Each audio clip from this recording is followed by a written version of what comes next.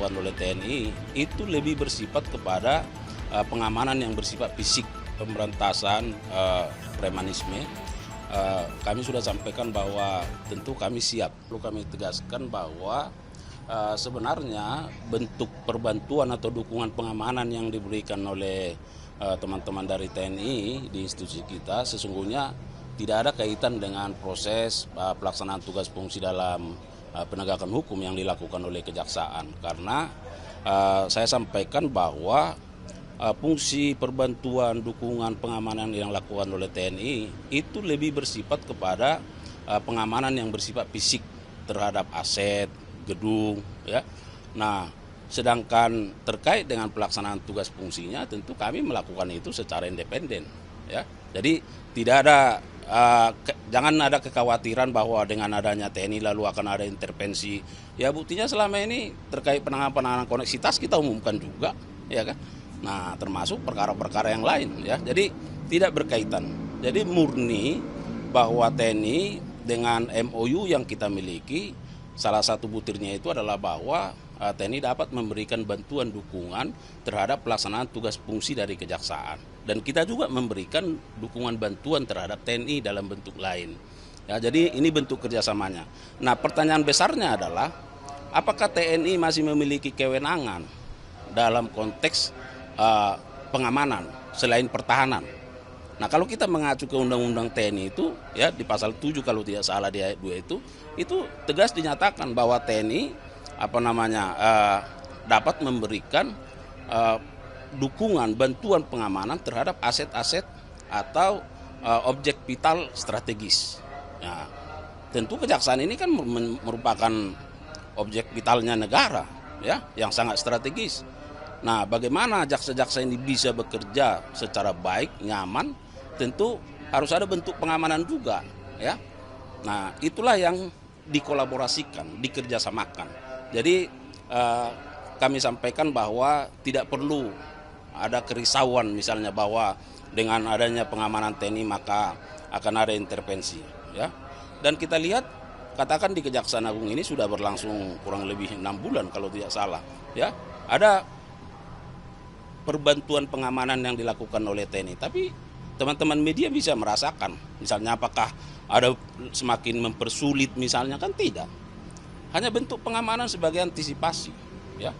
Dan saya kira itu sangat wajar, ya, dalam rangka Pak justru mendukung bagaimana kami bekerja bisa lebih baik.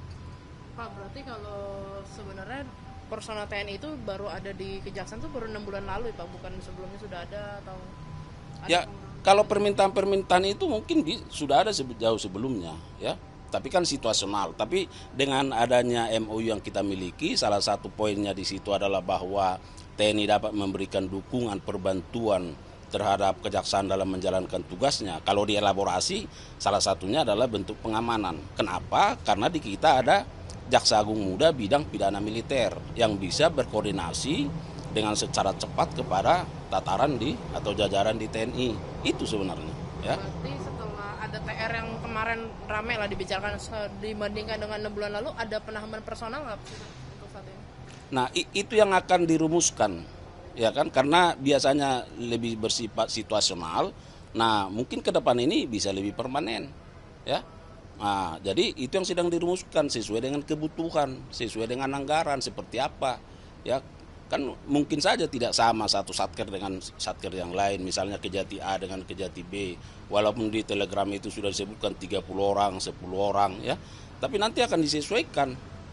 Apakah memang misalnya satu kejaksaan tinggi harus butuh 30 orang atau cukup sekian orang. Nah, itulah analisis kebutuhannya akan terus berkembang dilakukan. Berarti ada potensi ancaman begitu nggak sih Pak selama ini yang diterima Kejaksaan Agung sehingga perlu ada pengamanan dari TNI seperti itu, potensi ancaman? Nah, saya kira kalau terkait potensi, ya kami merasakan biasa-biasa saja, ya kan? Kan Anda lihat bagaimana kami terus menjalankan tugas fungsi kami, ya, bahwa ada potensi-potensi menurut kami itu biasa, ya, sangat biasa. Nah, tetapi dalam konteks antisipasi, konteks katakanlah pencegahan terhadap hal-hal yang tidak diinginkan ke depan, ya, maka dibutuhkan bentuk pengamanan yang lebih baik itu, ya. Jadi kalau misalnya ada jaksa mendapat ancaman, itu bagian dari profesi, ya kan? Dan kita lihat, nah pengamanan kan di kantor dilakukan, sementara tugas jaksa kan mobile kemana-mana, itu, ya. Berarti pengamanan MOU-nya itu sejauh ini baru di gedung fisiknya ya Pak? Mungkin atau kok mungkin diperpanjang, misalkan pengamanannya ketika kejaksaan mau menjemput calon tersangka ya kita sebut, apakah ada pengamanan ke arah sana? Ya bisa saja, ya kan. Misalnya kita melakukan upaya-upaya penggeledahan, upaya-upaya penyitaan, ya, yang membutuhkan tenaga pengamanan. Nah, tapi kan TNI juga dalam memberikan itu kan secara terukur, ya. Kan tidak ujuk-ujuk misalnya mengamankan seperti suasana seperti apa gitu, kan tidak, ya. Ya dalam tugasnya hanya mempermudah bagaimana jaksa melakukan tugasnya. Jangan-jangan sampai dalam menjalankan tugas itu ada hal-hal yang tidak diinginkan, itu. Termasuk melekat ke para pejabat Pak untuk pengamanannya sendiri, atau itu masih dalam diskusi? Itu masih kita diskusikan, ya kan? Karena kalau kita lihat orangnya kan berapa? Kalau di daerah itu hanya 30 orang, ya kan? Ya untuk pejabat utamanya pun sudah habis, dia hampir separuh, ya kan? Nah, bagaimana pengamanan fisiknya lagi, ya? Nanti itulah juga yang menjadi bagian dari seperti apa yang akan dilakukan oleh pengamanan ini. Herin Tuah Damanik dan Mangapul sudah menyatakan tidak mau banding. Nah, dari kejaksaan gimana? Kan kalau dilihat 7 harinya ini tinggal 2 hari lagi, Pak. Nah, jadi begini, terkait 2 orang yang pertama, kalau kita lihat, ya, putusannya itu sudah lebih 2/3 dari tuntutan, ya, jaksa. Yang kedua, bahwa semua dalil-dalil yang diajukan oleh jaksa penuntut umum dalam rekusitornya itu juga diambil alih oleh majelis dalam pertimbangannya. Nah, biasanya, ya, apabila hal-hal ini sudah memenuhi, ya jaksa juga akan mempertimbangkan untuk bisa menerima sepanjang para terdakwa menerima putusan. Nah, itu. Nah, terkait yang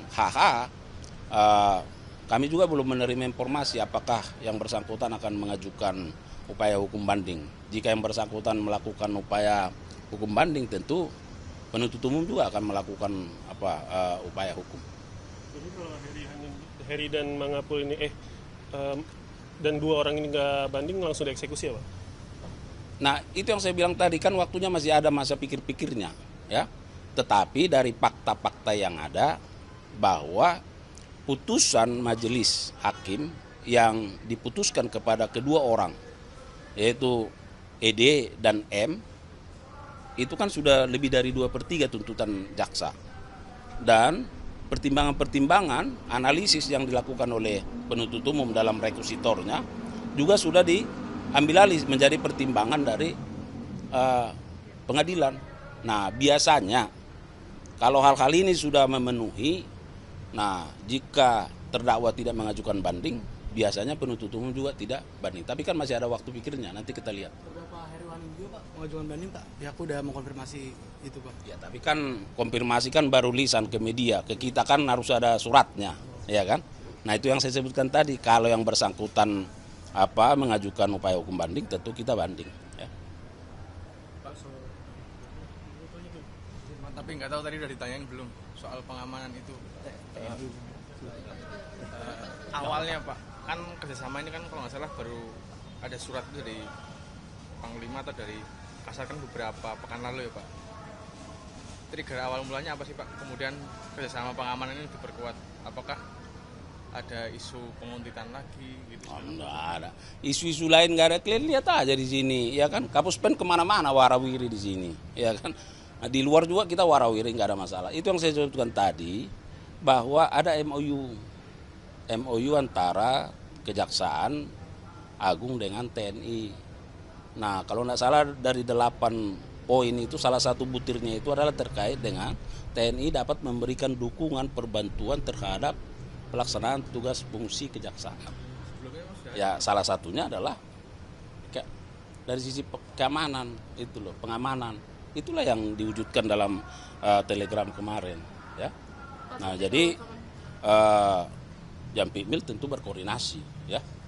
Pak, tapi kalau soal pengamanan kan biasanya diasosiasikan dengan Polri ya Pak. Apakah di Kejagung itu kenapa bukan Polri yang menjaga? Apakah nggak ada MOU-nya atau pertimbangannya apa sih Pak? Itu yang saya sebutkan tadi, bahwa pertanyaan besarnya apakah TNI masih memiliki kewenangan untuk melakukan pengamanan, ya, di Undang-Undang TNI, ya, yang 2004. Nah ini kan masih sekarang baru kan. Nah di pasal 7 itu ayat 2 coba dibaca, ya, bahwa TNI dapat melakukan pengamanan terhadap objek-objek vital yang bersifat strategis itu. Nah kemudian di kami ada Jaksa Agung Muda bidang pidana militer. Ya tentu dalam menjalankan tugas fungsinya ya berkoordinasi dengan TNI, diwujudkan dalam bentuk MOU. Salah satu poinnya adalah itu tadi pengamanan. Tapi kan pengamanan fisik, bukan prosesnya. Karena proses penegakan hukum kita independen di sini, nggak ada, ya.